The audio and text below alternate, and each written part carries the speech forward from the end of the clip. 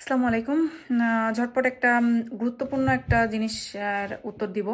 একজন কমেন্ট করেছে যে, "আপু আমি ১ বছরের যদি টিউশন ফি দিয়ে আসি, তাহলে আমি সাথে কত নিয়ে আসতে হবে? প্লাস হচ্ছে ব্যাংক থেকে টাকা নেওয়া যাবে কিনা?" ব্যাংক থেকে আপনি নিতে পারবেন। আপনার স্পন্সর যে আপনার বাবা-মা অথবা আপনার হাসব্যান্ড ওয়াইফ যেই হোক না কেন, সে যদি এলিজিবল হয়, ব্যাংক যদি তাকে টাকা দেয়, আপনি দিতে পারবেন কেন? অবশ্যই দিতে পারবেন। সমস্যা নেই। ব্যাংক থেকে লোন নিয়ে দেওয়া যাবে। প্রবলেম নেই। আর হচ্ছে ব্যাংক সলভেন্সি দেখাইতে হবে। ব্যাংক সলভেন্সি ইউজুয়ালি যদি আপনার ক্যাশ টাকা থাকে তো আপনি দেখালেন, আর না হলে আপনার ব্যাংক থেকে ওই ৩ মাস বা ৩ মাসের একটা সলভেন্সির করতে হয়। আহ, কম হলেও ২৫ থেকে ৩০ লাখের একটা সলভেন্সি দেখাইতে হবে। এটা ডেফিনেটলি লাগবে।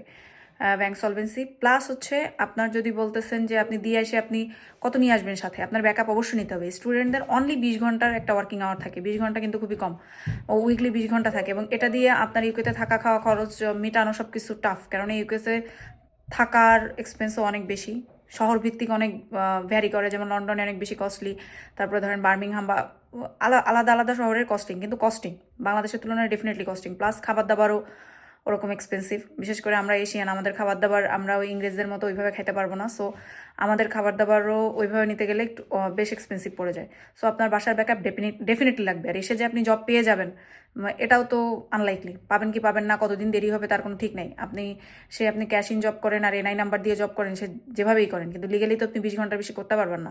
সাথে যদি ২-১টা করেন, তাও অনেক খাটাখাটনি করা লাগবে। তারপরেও আপনারা কম হলেও ৫ থেকে ৬ মাসের একটা ব্যাকআপ আপনার রাখতে হবে, যে আপনি নিয়ে আসবেন ২-৩ মাসের সাথে করে, আর বাড়ি থেকে যাতে চেলে আপনার দিতে পারে। আর এর মধ্যে যদি আপনি জব পাইয়ে যান তো করে দিলেন।